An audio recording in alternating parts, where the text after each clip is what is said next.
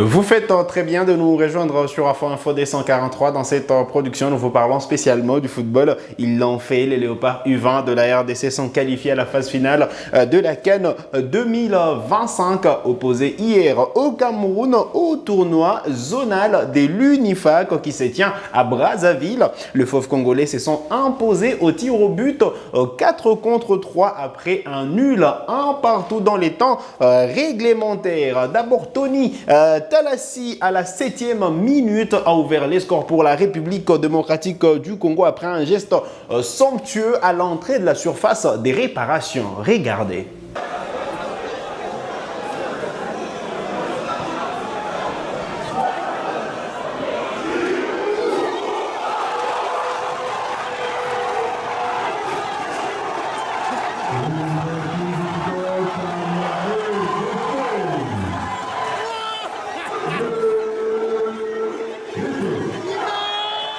Dès la 7e minute, la bande à Guy Boukassa avait déjà pris une option pour la qualification à la CAN. Mais voilà, le Cameroun est revenu au score sur penalty après une main signalée dans la surface de vérité des Léopards. Penalty qui sera bien exécuté par les Lions indomptables du Cameroun.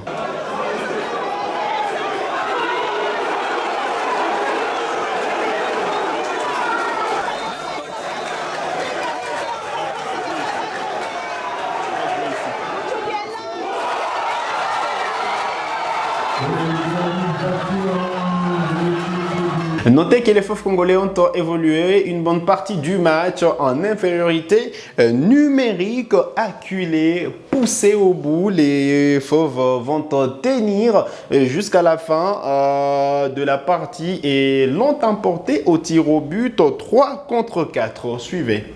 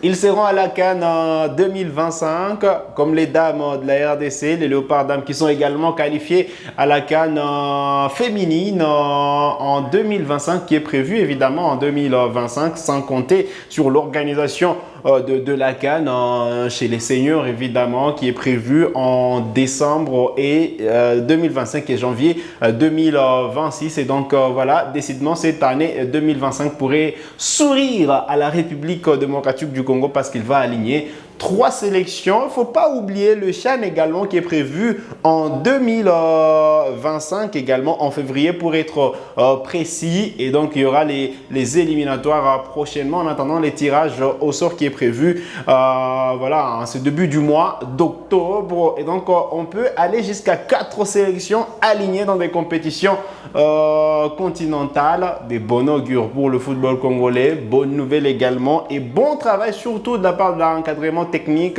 de toutes les sélections nationales, la direction technique, que ce soit le comité de normalisation ou du moins l'implication du ministère des Sports. Quand un travail est bien fait, il faut sûrement féliciter ceux qui font ce travail-là. On sent que ça travaille depuis un moment en équipe en République démocratique du Congo et justement aligner ces équipes-là, c'est pas un fruit du hasard. Comme le disait Guy Boukassa, c'est pas terminé parce que les Léopards vont devoir disputer la finale de ce tournoi zonal de l'UNIFAC qui se tient à Brazzaville. La grande finale se joue c'est jeudi 4 octobre 2024 au stade d'Alphonse Massamba Deba face au Congo-Brazzaville. La RDC qui retrouve le Congo-Brazzaville qui a déjà battu évidemment le Léopard arrivant en phase de groupe. C'était le premier match disputé mardi de la semaine dernière et la RDC avait chuté sur la note des 0 contre 1. Demain, occasion de prendre la revanche, occasion pourquoi pas de remporter les trophées, même si ça sera difficile face à une équipe poussée par son public qui évolue à domicile de Congo au Brazzaville. On va compter également sur les retours dans le 11 de Cédric Saloumou Balingene en défense centrale. On sait qu'il a été repositionné par Guy Boukassa en défense centrale. Il était absent lors de la rencontre d'hier pour l'accumulation des 2 cartons jaunes. Il va revenir évidemment pour cette finale. Ce sera des bons augures parce qu'on sait que voilà, il y a un joueur congolais qui a été exclu. Donc voilà, on retrouve Cédric Saloumou en défense centrale de cette équipe nationale de la RDC. Déjà demain, bonne chance à tous ces jeunes joueurs là. On sent que c'est voilà, c'est une génération qui est en train de prendre le pouvoir, une génération qui nous appelle qui nous rappelle l'année 2013 où on avait vu les Léopards de la RDC, les Léopards U20 surtout disputer une CAN, une phase finale. Voilà, ce sera la deuxième qualification des Léopards à la phase finale de la CAN. C'est donc de bon augure pour le football congolais, de bon augure également pour ces jeunes joueurs qui pourront retrouver la phase finale de cette compétition. Allez, on va quand même placer quelques mots sur les Léopards messieurs, les Léopards seniors, on va dire, qui vont affronter, vous le savez, doublement la Tanzanie le 10 et le 15 octobre prochain. Voilà, le rassemblement est prévu les 7, donc à partir de la semaine prochaine, on sera donc en rassemblement à Kinshasa pour justement préparer ces 2 affiches importantes. La Tanzanie qui a rendu public sa liste de joueurs sélectionnés avec certains noms qui sont bel et bien là, comme Mbwana Samantha, ancien du TP Mazembe, actuel sociétaire du PAOK FC en Grèce. Donc voilà, donc l'essentiel à retenir, mais côté congolais, vous le savez, la liste a déjà été publiée. Vous savez que voilà, on fera sans Ngalael Mukaou et Yohan Wissa qui sont blessés. On va miser sur les retours de Silas Katompa. Tiens, en parlant de Silas Katompa, il faut dire que hier, la soirée Ligue des Champions n'a pas été rose pour Silas Katompa et l'Étoile Rouge de Belgrade qui ont ramassé 4-0 à Milan face à l'Inter.